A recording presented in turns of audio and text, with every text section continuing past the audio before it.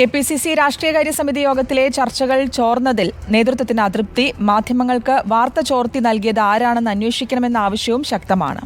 KPCC അധ്യക്ഷനെതിരെയുള്ള പ്രതിപക്ഷ നേതാവിന്റെ വിമർശനം സംബന്ധിച്ച വിവരങ്ങൾ റിപ്പോർട്ടറാണ് പുറത്തുവിട്ടത്. കെ.പി.സി.സി രാഷ്ട്രീയകാര്യ സമിതിയിലെ ചർച്ചകൾ ചോർന്നതിൽ നേതൃത്വത്തിന് കടുത്ത അതൃപ്തിയുണ്ട്. പാർട്ടിയുടെ പ്രധാന ചർച്ചകൾ പോലും മാധ്യമങ്ങൾക്ക് ചോർത്തി നൽകുന്നതായാണ് വിലയിരുത്തൽ. സംഭവം സംഘടനാ തലത്തിൽ അന്വേഷിക്കണമെന്ന ആവശ്യവും ഉയരുന്നുണ്ട്. പാർട്ടി നേതൃത്വത്തെ അപകീർത്തിപ്പെടുത്താനാണ് വാർത്ത ചോർത്തി നൽകിയതെന്ന ഒരു വിഭാഗം നേതാക്കളുടെ അഭിപ്രായം. കെ.പി.സി.സി അധ്യക്ഷൻ കെ. സുധാകരന്റെ നേതൃത്വത്തിൽ സംഘടിപ്പിച്ച മൂന്നാമത്തെ ക്യാമ്പ് എക്സിക്യൂട്ടീവാണ് കഴിഞ്ഞ ദിവസം വയനാട്ടിൽ നടന്നത്. ഈ യോഗത്തിലാണ് കെ. സുധാകരനെതിരെ പി.ഡി. സതീശൻ വിമർശനം ഉന്നയിച്ചത്. കെ.പി.സി.സി ആസ്ഥാനത്ത് ചില പ്രാദേശിക നേതാക്കൾ ക്യാമ്പ് ചെയ്യുന്നതിലാണ് പി.ഡി. സതീശന്റെ അതൃപ്തി. കെ. സുധാകരന്റെ അശ്രദ്ധ ചൂണ്ടിക്കാട്ടിയായിരുന്നു സതീശന്റെ വിമർശനം. ഇന്ദിരാഭവനിൽ കയറാൻ പറ്റാത്ത സാഹചര്യമാണെന്നും സതീശൻ തുറന്നടിച്ചിരുന്നു. കെ.സി. ജോസഫും സമാനമായ വിമർശനങ്ങൾ ഉന്നയിച്ചു. മണ്ഡലം പുനഃസംഘടനയിൽ ചർച്ച നടക്കാത്തതാണ് കെ.സി. ജോസഫിനെയും എ ഗ്രൂപ്പിനെയും ചൊടിപ്പിച്ചത്. ഈ തവണ വിശദമായ ചർച്ചകൾക്കാണ് കെ.പി.സി.സി യോഗം വേദിയായത്.